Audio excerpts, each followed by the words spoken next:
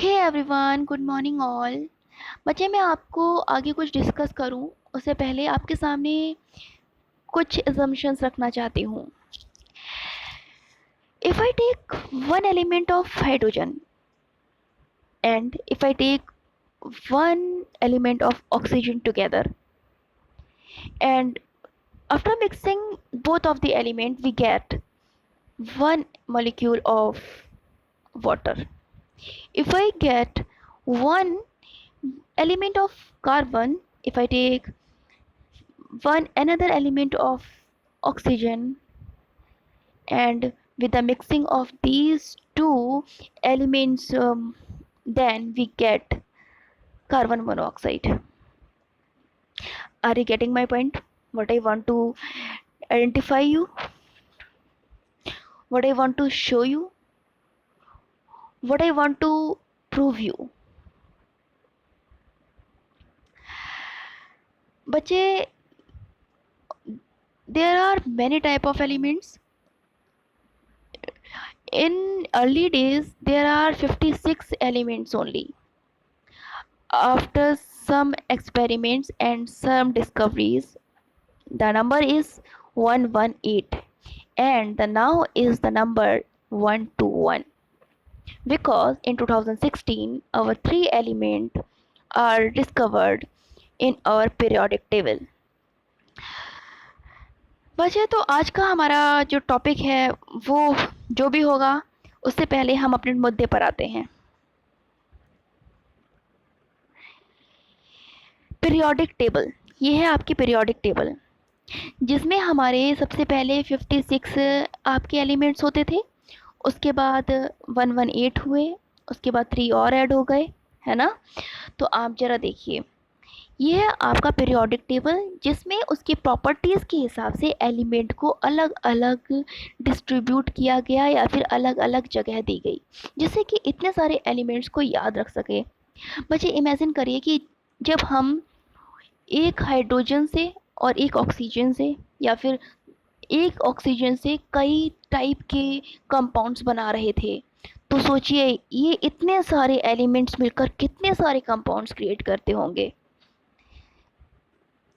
देखिए, जितने भी आपके हाइड्रोजन से लेकर ये जो आपका ग्रीन है, येलो लाइन दिख रही है, वहाँ से जो आपकी ये ब्लू लाइन दिख रही है स्काई ब्लू टाइप की, ये सभी आपके क्या हैं? मेटल्स हैं।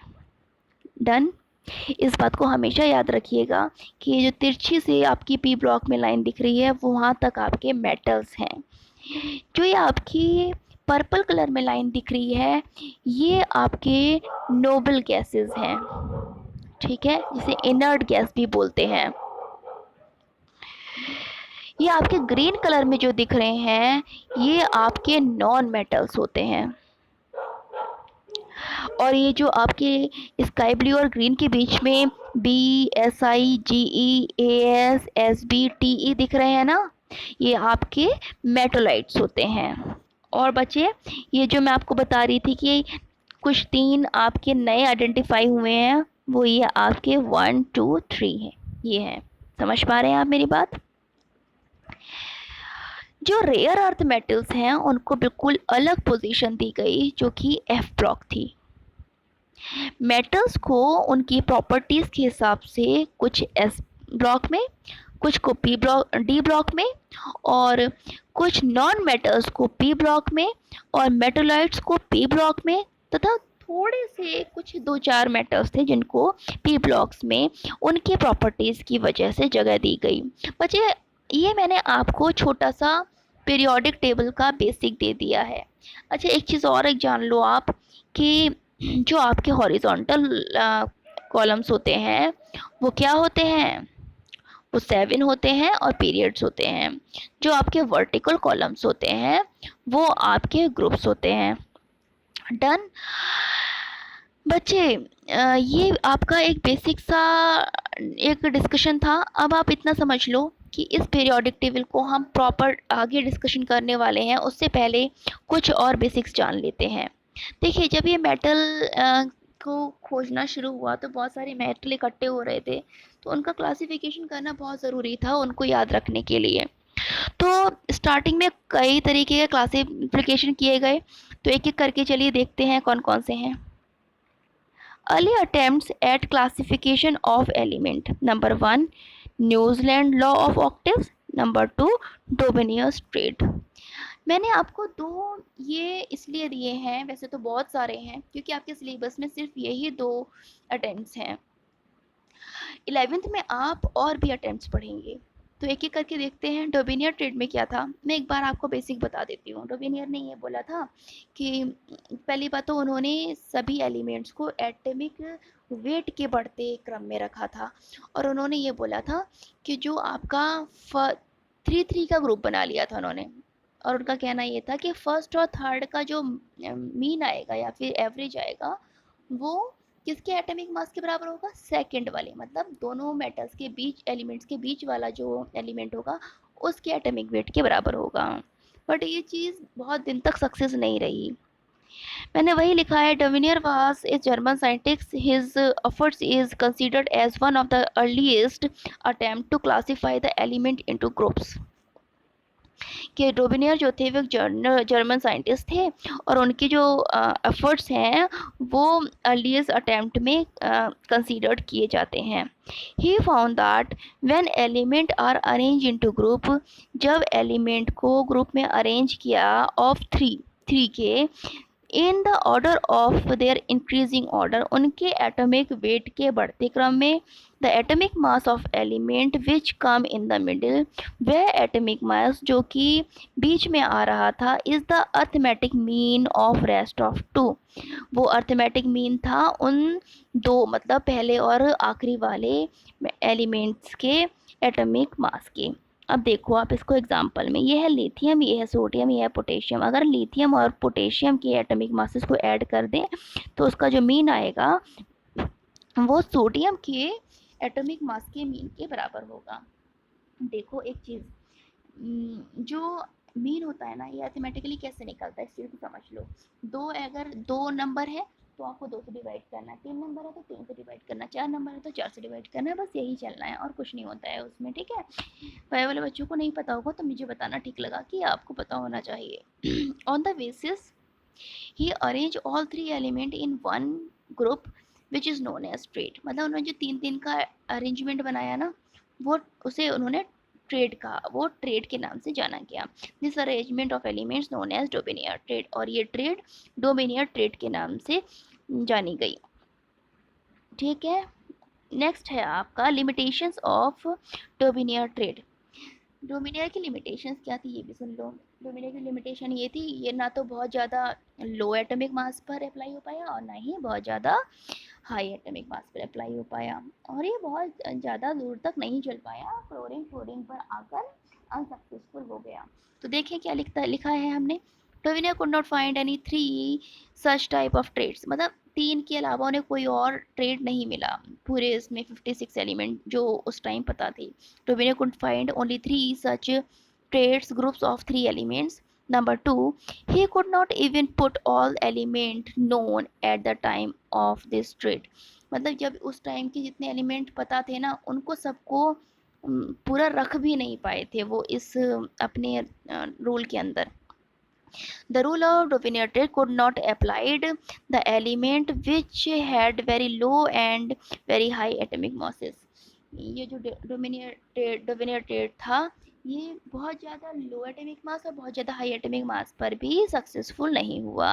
सच as chlorine fluorine bromine are put together in a triad, जैसे कि क्लोरीन फ्लोरीन ब्रोमीन है वो एक ही ट्रेड में है इन increasing order of their atomic masses.